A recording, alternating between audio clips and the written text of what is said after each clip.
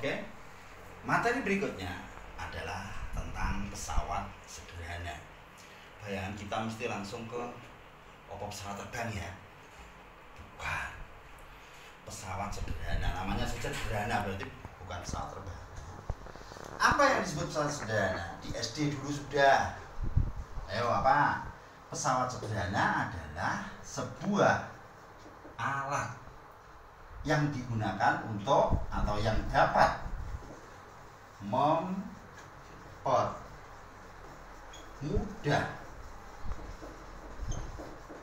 dalam melakukan usaha. Ingat, apa ini? Mempermudah. Jadi hanya mempermudah dalam melakukan usaha. Caranya bagaimana? Dengan cara memperkecil gaya. Jadi nanti yang diperkecil apanya? Gaya atau F-nya. Terus usahanya bagaimana? Usaha atau B-nya tetap hanya lebih mudah. Nah, yang tergolong pesawat sederhana itu apa saja? Di SD dulu sudah. Yang pertama adalah pengungkit atau istilah lainnya tuas. Tuas atau pengungkit itu hanya berupa sebuah tongkat yang panjang. Nah, bahasa Jawanya itu adalah cutek. Tahu cutek?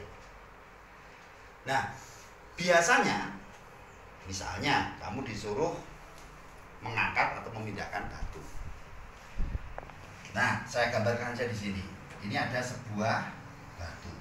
Batunya besar. Nah, ini permukaan tanah. Kemudian, bagaimana kita memindahkan batu ini padahal batu ini berat? Batu punya berat. Berat itu V. Maka dengan menggunakan sebuah tuas atau pengungkit, kita bisa mengangkat batu ini. Tuas atau pengungkitnya kita pasang di sini. Seret. Ya, dianggap lurus. Di sebuah bambu misalnya. Di sini kita beri tumpuan atau ganjel bahasa Jawa. Maka titik yang menjadi titik tumpuan itu kita sebut dengan titik tumpu.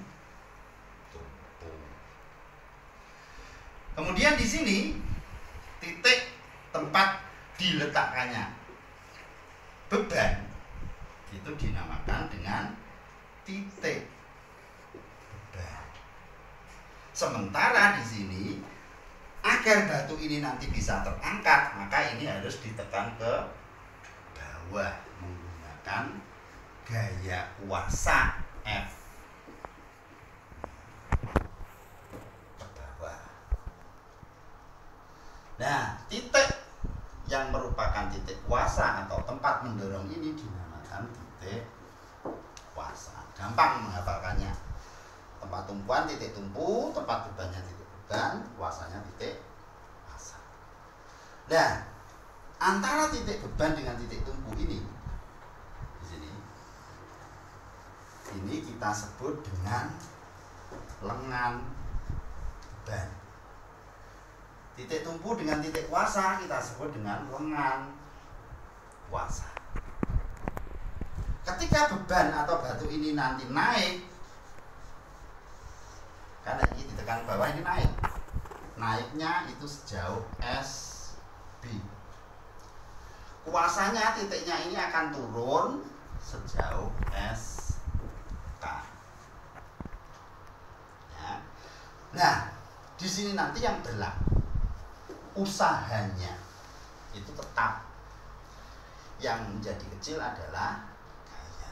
Artinya dengan beban yang berat kita bisa mengangkat menggunakan gaya yang kecil. Bahasa Jawa nih bati atau untung. Maka kita nanti juga akan mengenal istilah keuntungan dalam pesawat sederhana dinamakan keuntungan mekanis. Tapi nanti dulu. Nah, yang berlaku di sini nanti adalah ketoknya ongel, kelihatannya sulit, tapi sebenarnya mudah. Yang berlaku nanti adalah di sini ada W beban dikalikan dengan lengan bebannya sama dengan di sini batasnya tumpuan, di sini ada F gaya dikalikan dengan lengan kuasa. Ini yang berlaku pada tuas rumusnya. Nah, caranya gampangane. Batasnya kan nih tumpu ini. Ben gak ngapane rumus. Nah, itu yang di sebelah kiri dikalikan ini kali ya pada sama dengan ini kali kan di sebelah kanan semua. Kalau tidak gitu, ya, ini dibagi ini V per F, jadi seperti garis bolak-balik nanti bisa dirumuskan dengan V per F, V per F sama dengan LK per LB. Ini juga boleh. Nah, keuntungan mekanisnya bagaimana? Keuntungan mekanisnya kita ambil salah satu ini saja, yaitu V per F atau ini boleh. Itu untuk tuas. Nah, berdasarkan letak titik-titiknya ini, ada titik tumpu, titik beban, dan titik kuasa, kita mengenal ada 3 macam tuas. Ada 3.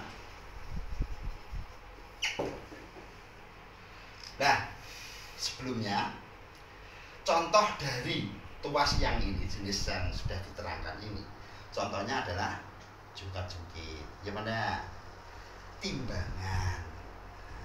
Tuh. Terus linggis dipakai untuk memindahkan batu. Ya udah, nih. Itu 3 macam. Di mana titik tumpunya berada di tengah. Nah, untuk memudahkan menghafal 3 macam tuas ini, ada tuas jenis pertama, tuas jenis kedua, dan tuas jenis ketiga. Nah, tuas jenis pertama itu yang mana? Ya yang ini, yaitu yang titik tumpunya di tengah. Ini banyak contohnya tadi, timbangan, gunting, gimana? Bisa dibayangkan kok. Pokoknya yang bebannya di depan, tumpunya di tengah, kuasanya di belakang. Itu namanya jenis pertama. Nah, 2 jenis ini biar nggak kebalik cara ngafalkannya. Nah, ini jenis pertama, yang tengah di tengah adalah titik tumpunya. Yang jenis kedua dan 3 tinggal 2 pilihan. Yang di tengah siapa? Yang di tengah titik bebannya atau titik kuasanya. Kita mengenal 3 titik ini tadi. Tinggal titik beban dan titik kuasa. Angka 2 dan 3 duluan mana? 2. Hurufnya beban dan kuasa, B dan K, duluan mana? B. Oh, berarti B yang di tengah itu adalah jenis kedua. TB nya di tengah terakhir, yang TK nya di tengah. Contohnya, yang titik tumpu di tengah sudah tadi banyak. Yang titik beban di tengah, kita bayangkan sing bebanin yang tengah-tengah. Oh, gerobak dorong yang tinggal sorong Itu kan rodanya rodanya di depan sini. Bebannya ini. Nah, ini adalah titik tumpu, ini beban, ini kuasa. Oh iya, bebannya di tengah. Ada lagi? Ya, silahkan nanti dicari, dibayangkan. Kemudian yang jenis ketiga, titik kuasa di tengah. Contohnya apa, yuk? Yang titik kuasa di tengah. Nah, ini permukaan air. Ini orang yang ada di pinggir sini. Memegang apa? Kail. Tahu kail? Ini ikannya. Ya. Nah, ini kail. Terus ini diputar itu. Kemudian biasanya ininya kan dipegang ujungnya pancing. Terus muternya di sini. Kuasanya kan di tengah ini. Tumpunya di mana? Yang melekat pada perutnya si pemancing biasanya. Bebannya ini. Berarti yang di tengah siapa? Titik kuasa. Oke. Itu untuk tuas. Berikutnya adalah bidang miring. Ya, pesawat sederhana yang kita pelajari yang kedua adalah bidang miring. Namanya saja bidang miring, berarti berupa bidang yang dimiringkan. Ya mana? Contohnya apa bidang yang dimiringkan itu? Bidang sing miring. Oh, ondo atau tangga. Tapi apakah tangga itu juga merupakan bidang miring? Kita lihat dulu penggunaannya. Oke. Jadi bidang miring itu berupa papan yang dimiringkan. Misal di sini ada tanah, tanah. Ya. Kemudian di sini ada sebuah truk. Ya. Sebuah truk, ini yang sana truk ya. Nah, kemudian kita ingin mengangkat sebuah benda dari bawah dinaikkan ke bak truk di sini. Ternyata digunakanlah papan yang diletakkan miring, papannya ini. Nah, inilah yang disebut dengan bidang yang dimiringkan. Nah, ketinggian papan ini, ketinggian tempat yang mau dikasih benda tadi, itu dinamakan H. Bendanya ini di atas bidang miring ini, seperti pada pembahasan kita tentang usaha tadi, setiap benda itu pasti punya gaya berat yang arahnya vertikal ke bawah, punya V atau berat V. Nah, benda ini akan dinaikkan dari bawah ke atas. Panjangnya papan ini disebut S. Panjang papan. Benda ini ditarik atau didorong, gayanya arahnya ke sana dengan menggunakan gaya F. Berarti ada 4 komponen. F ini sejajar dengan siapa? S. Jadi F sejajar dengan S. Terus ada B sejajar dengan ya pada. Gak usah ngafalkan rumus lagi, ongel loh.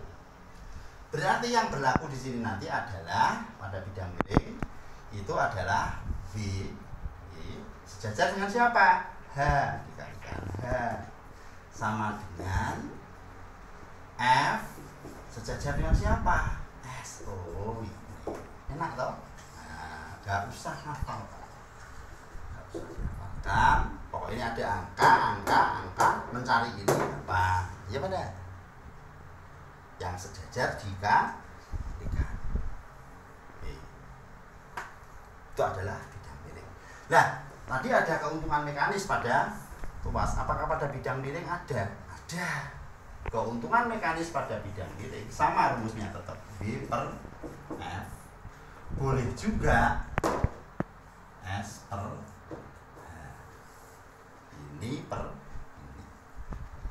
Hati-hati, biasanya kalian dikecoh nanti di dalam soal.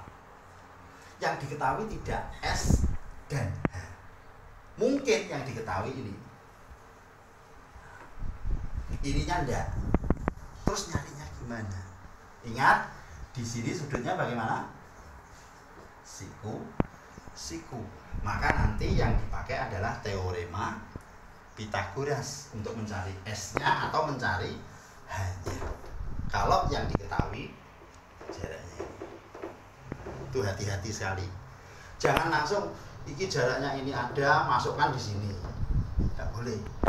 Ini bukan S. S-nya itu panjang bidang miringnya. Jelas? Berikutnya yang ketiga. Itu adalah katrol. Nah, untuk katrol di sini nanti bayangan kita ketika katrol ini berarti koyok mobil dan sebagainya. Jangan membayangkan yang seperti itu dulu. Bayangkan yang sederhana saja. Contohnya apa? Timbul. Pernah timbangan di rumah? Wah, sekarang udah nggak usum, Pak.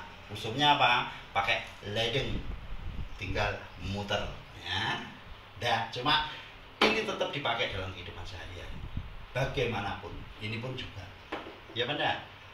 Contohnya orang ngangkat entah itu pasir, entah itu semen, gula, menaikkan ke truk mesti pakai ini. Ya benar. Tuh. Demikian juga tuas tadi. Nah, sekarang katrol juga dipakai. Nah, katrol nanti ada 3 macam. Yang kita pelajari adalah katrol tetap. Katrol tetap, yang dimaksud tetap. Kemudian yang kedua nanti katrol bergerak atau katrol bebas. Yang dimaksud ini apa toh? Sing tetap apa nih, sing bergerak apa nih? Yang tetap atau yang bergerak itu adalah titik tumpunya. Di sini titik tumpunya jelas bergerak. Nanti kita lihat. Nah, piye to katrol tetap itu? Nih, kita gambarkan.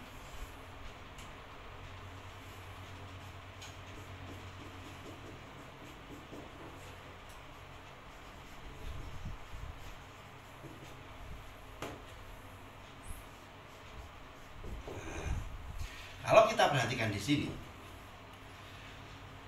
beban ini akan dinaikkan menggunakan katrol tetap ini.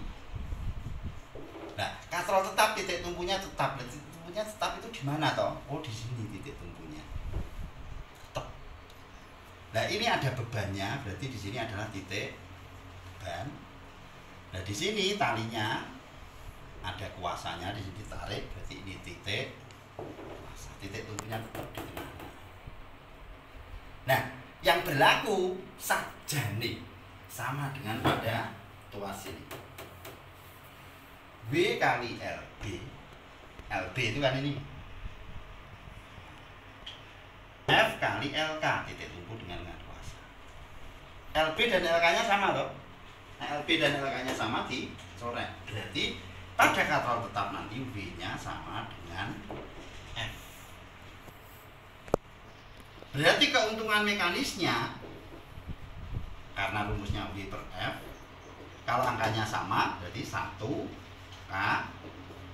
Keuntungan mekanis katrol tetap itu 1 kali. Untungnya apa? Untungnya hanya mengubah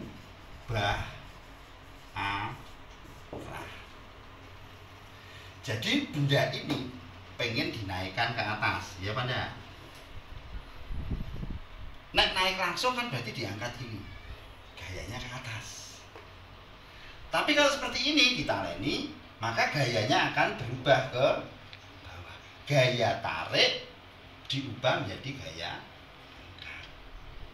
Itu keuntungan dari katrol tetap. Keuntungan mekanisnya 1 kali tetap. Ya. Gayanya tetap sama dengan berat bendanya. Itu katrol tetap. Sekarang katrol bergerak atau bebas. Seperti apa? Apakah sama dengan ini? Beda. Katrol bergerak atau katrol bebas, kalau kita gambar,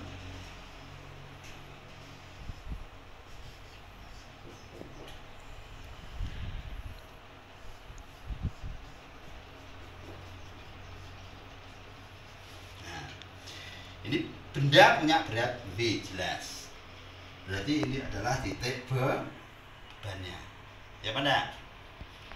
Kemudian ininya, ini adalah titik tumpunya, tumpuannya di sini, dan ini ke sana, ini titik kuasanya.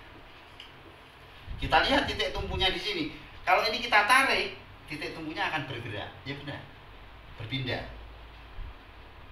Makanya dikatakan katrol bergerak atau katrol bebas.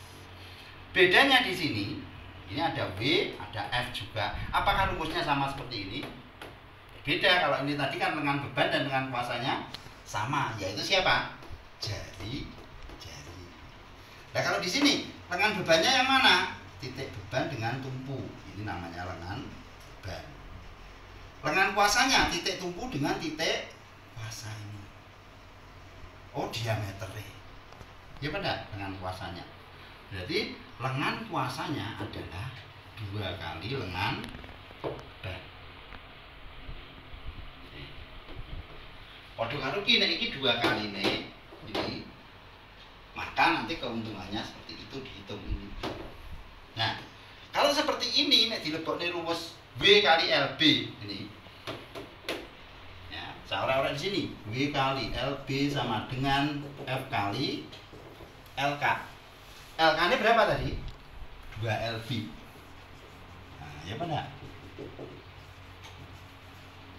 Coret. Berarti W-nya sama dengan 2. Ya benar. Berarti rumusnya di sini nanti W itu 2. Atau F-nya berapa kalau seperti ini? F-nya W dibagi 2. Maka keuntungan mekanisnya adalah 2K. Dia panggil dari katrol tetap, keuntungan mekanisnya 1 kali. Nah, bergerak itu 2 kali. Keuntungan mekanis 2 kali itu artinya apa? V itu 2. Nah, keuntungan mekanis 1 kali itu artinya apa? V sama dengan 1. Nah, keuntungan mekanisnya nanti misalnya 5 kali, berarti V sama dengan 5F. Keuntungan mekanisnya 3 kali, W sama dengan 3F. Ya benar. Jadi keuntungan mekanis ini nanti akan terkait dengan rumus W dan M. Oke, untuk jenis katrol yang ketiga adalah sistem katrol atau takal, atau sering disebut juga dengan katrol berganda atau katrol ganda. Nah, di sini untuk sistem katrol ini, gambarannya seperti ini. Nah, ini gambar yang kiri, ini saya beri nama gambar A gitu aja. Ini gambar B. Pada gambar A dan B itu sama. Katrol yang dipakai berapa buah? 1, 2, 3, 4 buah katrol. Ya benar. Yang B juga 4 buah katrol. 1, 2, 3, 4 sama. Bebannya pun sama. Misalnya ini 1000 Newton.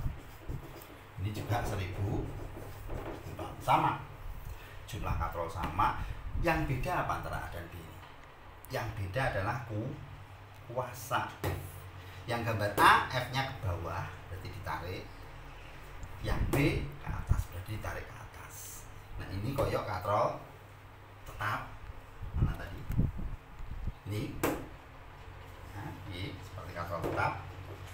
Yang ini seperti katrol ya benar.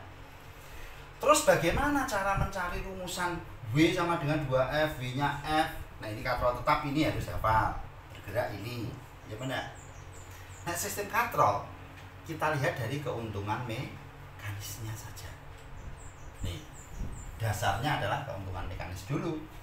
Untuk katrol A, sistem katrol A ini, dasarnya adalah jumlah tali penghubung katrol. Talinya diketoki satu-satu, dipotong satu per satu, mulai dari awal mula tali itu diikatkan.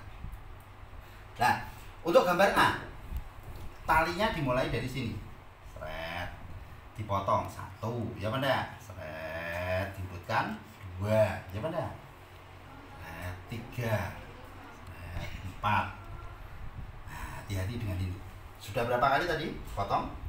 4. Berarti keuntungan mekanisnya berapa itu?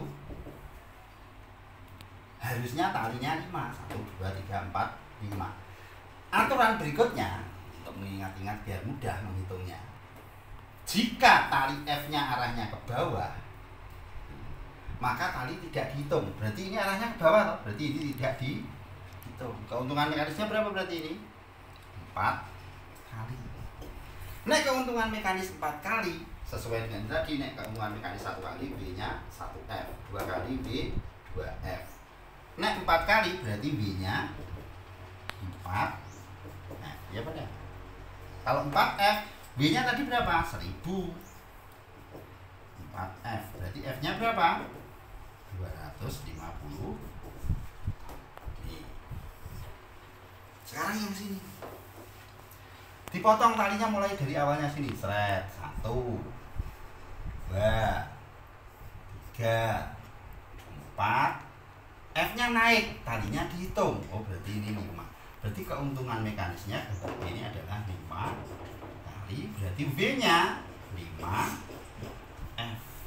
Kalau V 5F, V-nya 1000, maka F-nya adalah 200. F-nya lebih besar yang ini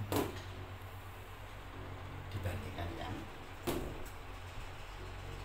Berarti bukan kok dari jumlah atau dari jumlah tali penghubung kan katrol. Dimana jika F-nya ke bawah tali tidak dihitung, jika ke atas tali dihitung. Paham sampai di sini? Oke, itu tadi adalah tentang pesawat sederhana. Mudah-mudahan kalian memahami sehingga bisa menerapkan dalam kehidupan sehari-hari. Oke, terima kasih. Apabila ada kesulitan, silahkan langsung menghubungi Pak Audi. Oke ya, assalamualaikum warahmatullahi wabarakatuh.